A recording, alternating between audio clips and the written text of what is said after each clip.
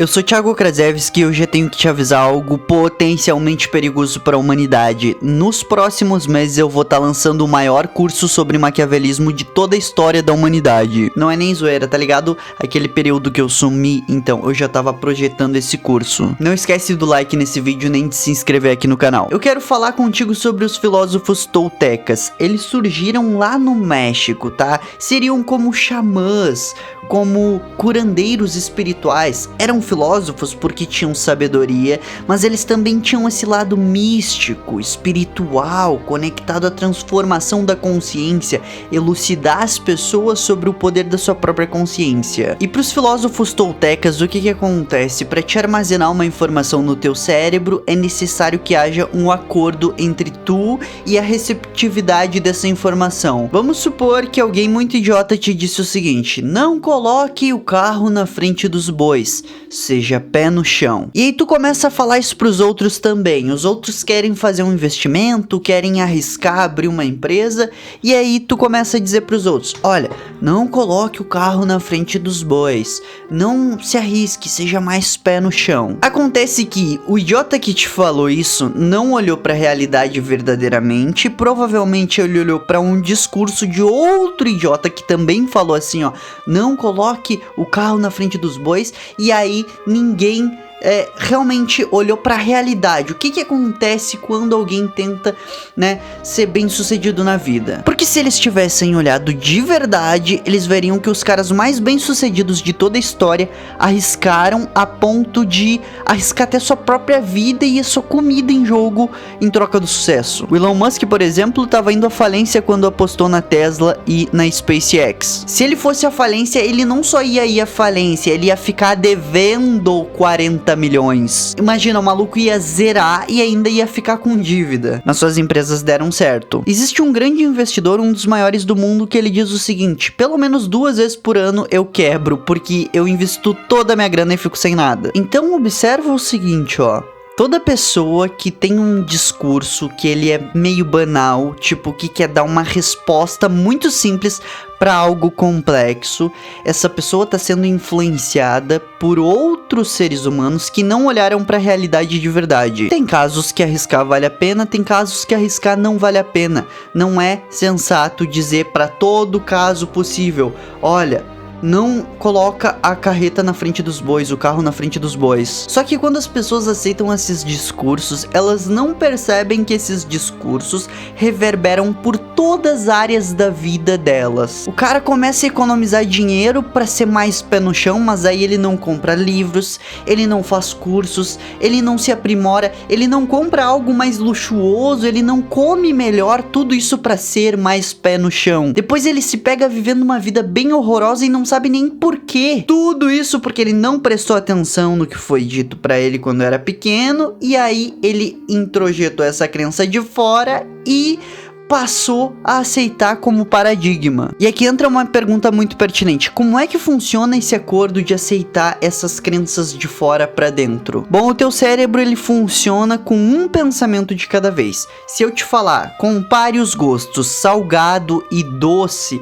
tu até pode pensar: não, mas eu consigo pensar nos dois gostos simultaneamente. Mas não, na verdade tu só tá alternando os teus pensamentos entre um sorvete e uma coxinha muito rápido, tá? Mas tu não consegue efetivamente pensar nas duas coisas ao mesmo tempo, sorvete e coxinha. E a tua mente sempre funciona comparando de forma dialética as coisas. Tu prefere ler ou assistir vídeos? Tu prefere coxinha ou sorvete? Só que aqui entra um problema severo, que é o seguinte, ó: entre todas as opções do universo, tu fica escolhendo entre uma e outra. A parada não é o seguinte, ó: eu gosto de sorvete ou de coxinha.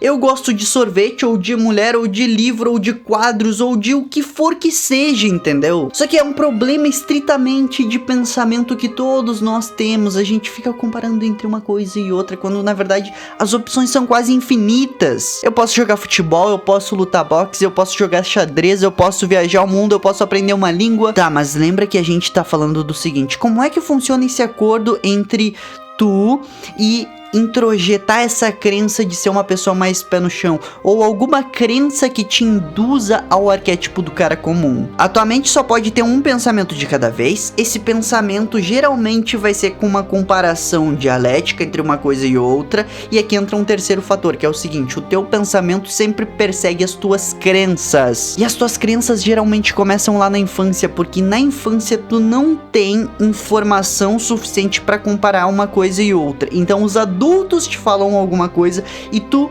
crê que é assim, ponto final. A criança chega e pergunta assim, ó: papai, por que tu não é rico? Aí o pai chega e diz: não, porque quem nasceu rico continua rico. Eu nasci pobre, então eu continuo pobre. E aí a criança até pode dizer o seguinte: mas papai, tu não pode fazer algo, ler um livro pra enriquecer? Eu vi lá na biblioteca, quem pensa enriquece, que ensina as pessoas a enriquecer. Aí o papai, meio sem paciência, por ser burro, ele já chega e diz: cala a boca, moleque, é o seguinte, quem nasceu rico vai continuar rico, quem nasceu pobre vai continuar pobre. Cala a boca. E a criança se obriga a acreditar nisso, porque os adultos são autoridades pra criança. Afinal de contas, a criança não consegue sobreviver sozinha no mundo. A criança não sabe cozinhar, não sabe caçar, não sabe se proteger, não sabe construir, não sabe de nada. Então, o adulto é a referência máxima, porque o adulto possui o conjunto de informações responsáveis pela facilidade da vida da criança e até mesmo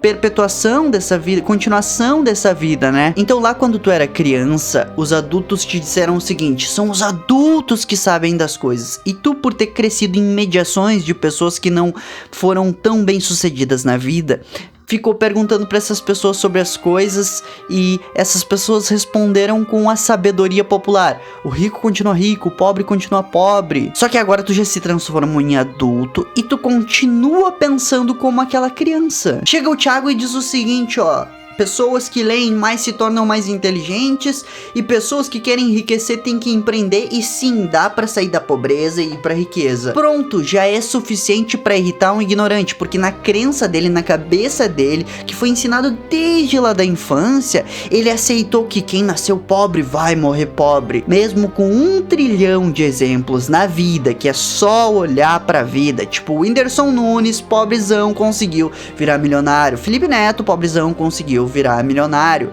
Primo Rico, pobrezão, virou milionário. Muita gente vira, só que aí vem a desculpa da criança: olha, esses caras aí são exceções. Não são, sabe por quê? Porque 100% das pessoas pobres, elas têm essa crença de que serão pobres. E as pessoas que são ricas já têm essa crença da riqueza. A partir do momento que tu muda o teu paradigma, tu muda a linha de ações que tu toma. Tu passa a não aceitar mais essa informação que te passaram. Tu passa a não armazenar mais essa informação. Não, porque os pobres vão morrer pobres. Quem disse isso? Tu tem exemplos infinitos? Alguém já conseguiu por mérito próprio sair da pobreza? Sim. Então dá pra qualquer um fazer isso. Essas pessoas que estão na pobreza tentaram ao menos sair dela ou não? Claro que o exemplo que eu tô dando aqui é o da pessoa que quer ser rica, tá? Mas isso se estende a qualquer área da vida. Tipo, não, eu nasci limitado, eu sou meio burro. Não, tu só não leu o suficiente, seu energúmeno. Não, porque eu não consigo aprender tal coisa, eu tenho dificuldade. Tu já treinou insistentemente, incansavelmente, 24 horas por dia? Não. Ah, mas eu nunca vou conseguir ser um profissional de excelência em tal área. Cala a boca, velho. Tu já treinou as 10.000 horas necessárias pra se tornar um profissional de excelência? Não? Ah, tá. Então é por isso que tu não é um profissional de excelência. O Jacob Petrie, no livro O Óbvio que Ignoramos, ele nos passa pesquisas muito respeitáveis sobre o seguinte: cada boa obra que existiu no mundo foi construída por pessoas que passaram pelo menos 10.000 horas treinando alguma arte, alguma habilidade.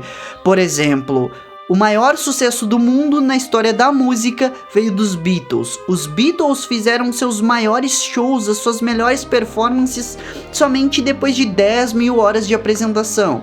Beethoven, a mesma coisa. Jogadores de xadrez, a mesma coisa. Jogadores de basquete, a mesma coisa. Todo mundo que é bom, por exemplo, até Cristiano Ronaldo, provavelmente fez os seus melhores lances, as suas melhores jogadas depois de mais de 10.000 horas de treinamento. E aí quando as pessoas nascem com um talento absoluto, assim, sobre uma área e uma inclinação absoluta, ainda assim foi investigado e descobriram que a única exceção das pessoas mais geniais em uma área, a exceção de treinamento foi o seguinte: 8.000 horas. Não existe nenhuma boa produção no universo que foi feita com menos de 8.000 horas de treino. Se tu pegar o Tony Robbins, que é um dos maiores oradores da Terra, um dos maiores oradores vivos, que a performance na retórica e oratória do cara é impecável, tu vai ver que lá no início da carreira dele, como ele mesmo relata no livro Poder Sem Limites,